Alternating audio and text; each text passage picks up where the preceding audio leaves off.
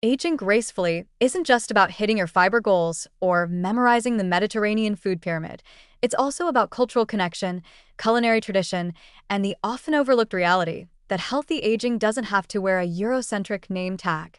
Around the world, diverse, regionally adapted diets, from Indian vegetarian fare to Korean temple cuisine, have supported thriving elder populations for centuries, often without a nutrition label in sight. Now, as global science attempts to measure what makes a diet healthy, it's time we ask a deeper question. Do these culturally rich, often plant-based diets line up with global health metrics like the DASH score or the Alternative Healthy Eating Index, AHEI? And what might they teach us that Western nutrition hasn't yet put on the menu? Let's start in South Asia, where traditional Indian vegetarian diets have long combined legumes, vegetables, dairy, spices, and whole grains in ways that would make a dietitian swoon, assuming she isn't distracted by the ghee. With a heavy emphasis on lentils, turmeric, cumin, and slow-cooked vegetables, the typical Indian vegetarian plate is rich in fiber, phytonutrients, and plant-based proteins. It's also low in red meat and added sugar, two targets of both the AHEI and the DASH diet. Many of the meals are low glycemic by default, hello, dal, and brown rice, and the frequent use of fermented dairy like curd adds a bonus of gut-friendly probiotics. Does it align with Western standards? Pretty closely, actually. In fact, several studies show that Indian vegetarian patterns score well on modified AHEI indices.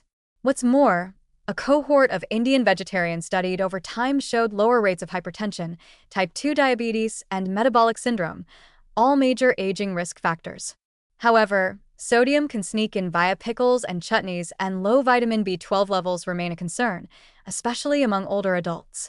So while the bones of the diet are DASH aligned, a little B12 and sodium awareness wouldn't hurt. Now travel northeast to Korea, where temple food, a vegan tradition rooted in Buddhist monastic life, has quietly built one of the most elegant cases for longevity-friendly eating anywhere on Earth.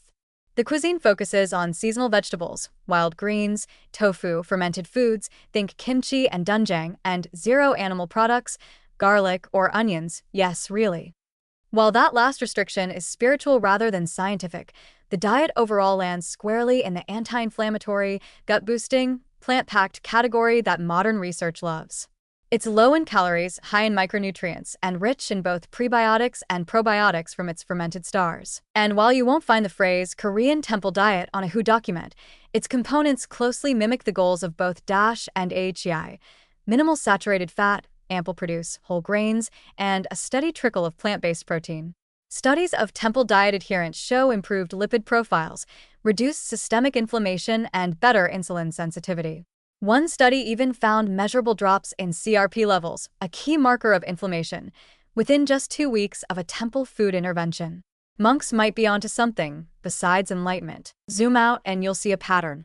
Many non-Western, culturally adapted diets are built around plants, minimally processed ingredients, and mindful eating habits. Japanese washaku, traditional Ethiopian injera-based meals, Thai village-style dishes, and Latin American high-bean diets all score surprisingly well when retroactively analyzed through global indices. They check off boxes like whole grains, legumes, healthy fats, and vegetable variety. They tend to minimize sugary drinks, ultra-processed snacks, and excess red meat. And, critically, they encourage slow, shared meals rather than the eat-and-run culture found in fast food-heavy nations. Of course, some cultural diets do bump up against modern metrics. High sodium from fermented or preserved vegetables, low calcium in some vegan traditions, or nutrient deficiencies like B12 or D in exclusively plant-based systems can create wrinkles. But these are modifiable tweaks, not structural flaws. The underlying dietary architecture, diverse, whole food, low inflammatory, and rich in plant fiber, often surpasses many Western patterns in both complexity and metabolic benefit. So the big takeaway? Healthy aging doesn't have to wear the badge of the DASH diet or Mediterranean model to be effective. Culturally adapted diets that have evolved over centuries often align beautifully with modern nutrition science, even if they never took a nutrition course.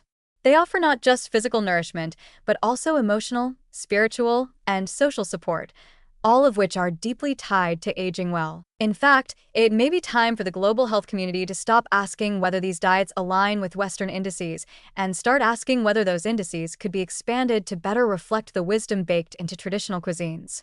After all, your grandmother's lentil stew may not have a health halo on Instagram, but it might just be the reason she's still dancing at weddings in her 80s. So the next time someone tells you to age well by eating quinoa and kale, feel free to nod politely, but also consider reaching for mung dal, miso soup, or a bowl of fermented tofu and wild greens.